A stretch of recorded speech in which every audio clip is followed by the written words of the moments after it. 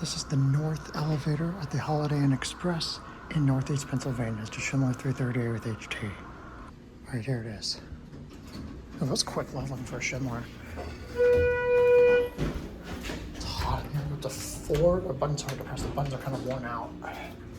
Here, go up.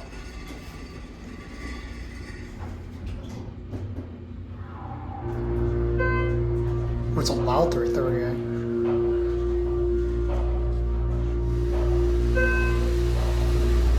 And creaking. Loud and vibrating 330A.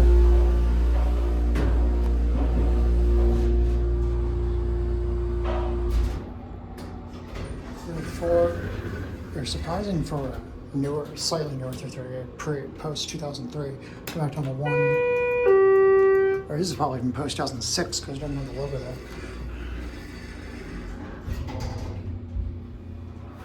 It's a basic laminate pattern Schindler cab. It has a tile floor and a rug or like a floor mat. The fire hat is punched in. See my finger in there.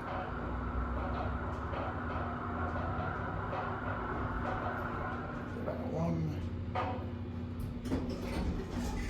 And very quick level for 330A.